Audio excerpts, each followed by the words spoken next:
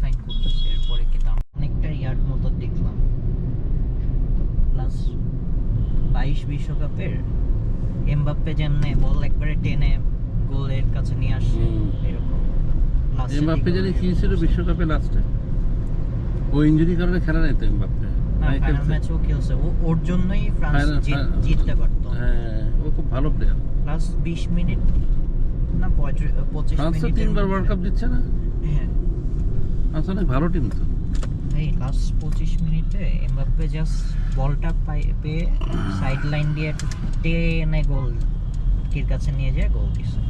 ওর কাছে বল যাওয়া মানেই ও ডি বক্সে ঢুকবে। ও খুব ভালো, অসাধারণ প্লেয়ার, আর ওর স্টেমিনা অনেক হাই।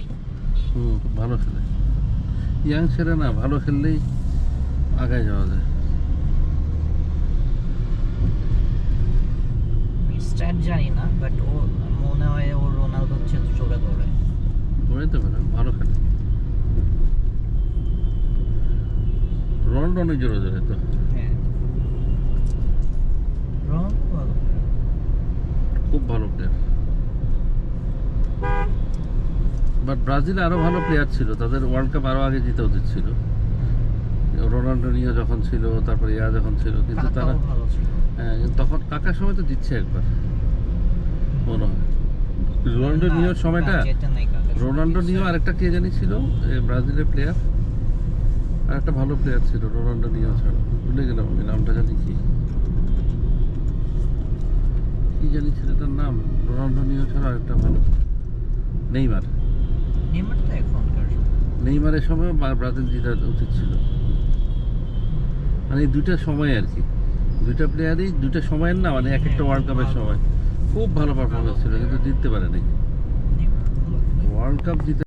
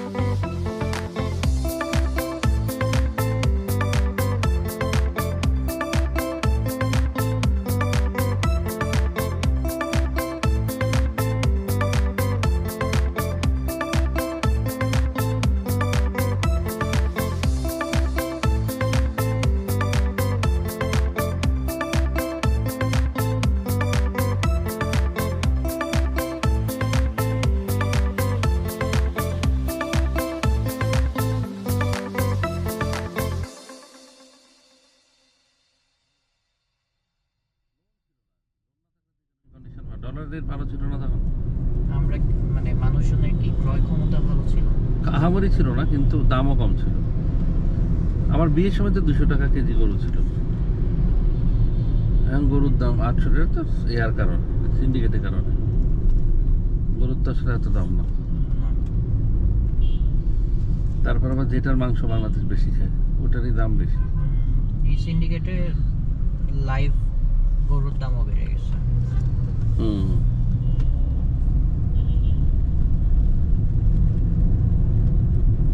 এখন ভার্চুয়াল ওয়ার্ল্ডটা অনেক খারাপ।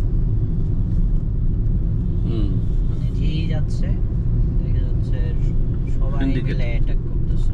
হুম সাদিক এগ্রো কি একলা গরুর দাম বাড়াইছে, আর এগ্রো নাই? সাদিক এগ্রো কত বড়?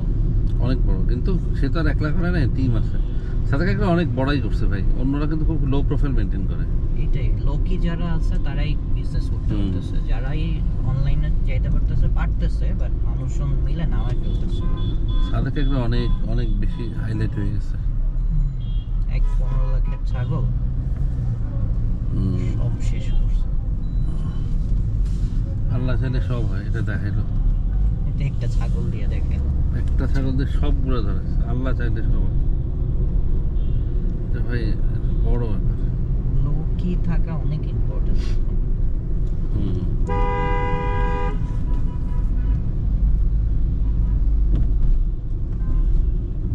আমি যদি এখন একটা এক্সট্রেল চালাই তাহলে অফিসে আগুন ধরে যাবে।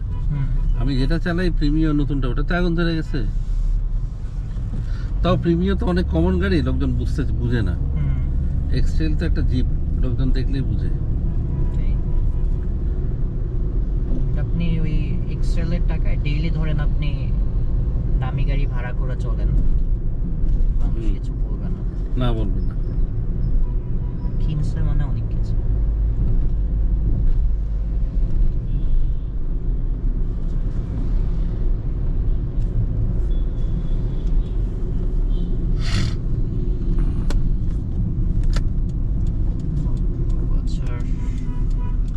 হুম।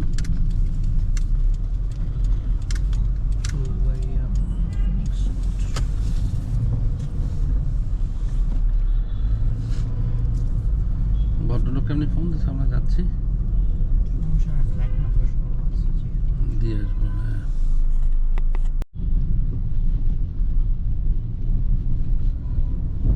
এমনি এরা অনেক টাকা।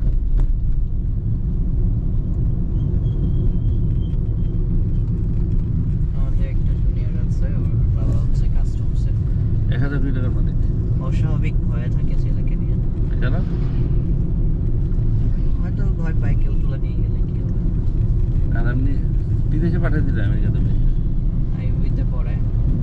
গাড়ি আছে নিশ্চয়ই। গাড়ি আছে, ওই দিন কথায় কথায় বলে ফেলছে মিরপুরে তো আমাদের একটা বাড়ি আছে। হ্যাঁ। কোথায় কি কি আছে মিরপুরে বাড়িতে কিছুই না। আছে তো।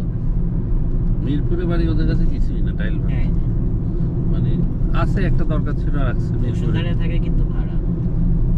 হ্যাঁ, কাস্টমস একটা লো প্রোফাইল মেনটেন করে। কাস্টমসরা প্রচুর জায়গা কিনে, বাড়ি টাড়ি গোল করে না। এটা ভালো কথা বলছেন, কারণ ওই ছেলেও বলতেছে যে আমি ওকে বললাম ইফাতের গাড়িটা তো বেচতেছে 98 লাখ, কিনে ফেলো। কিনে নেই। পরে বলে না আমার কাছে টাকা আসলে আমি জায়গা কিনবো। মানে ওর বাপ নিশ্চয়ই জায়গা কেনে। সবাই জায়গা কিনে, হ্যাঁ, ওরা সবাই জায়গা কিনে।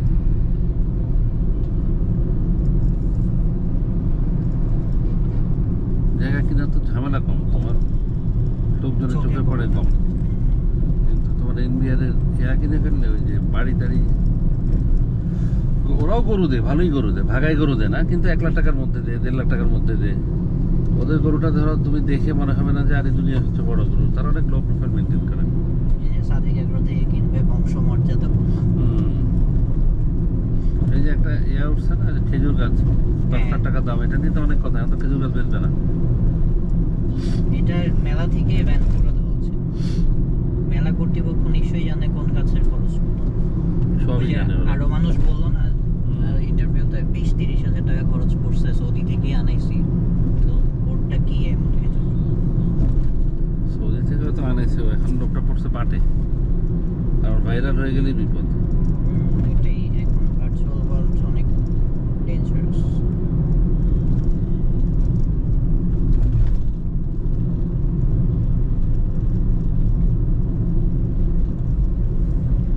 তাহলে আম্মা দেখেই না, না ওই যে ওই কাহিনীটা।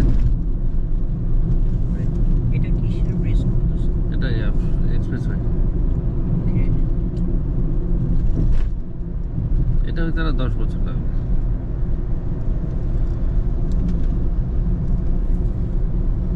পিলার তো অনেক চিকন, হুম অনেক পাতলা পিলার। হুম।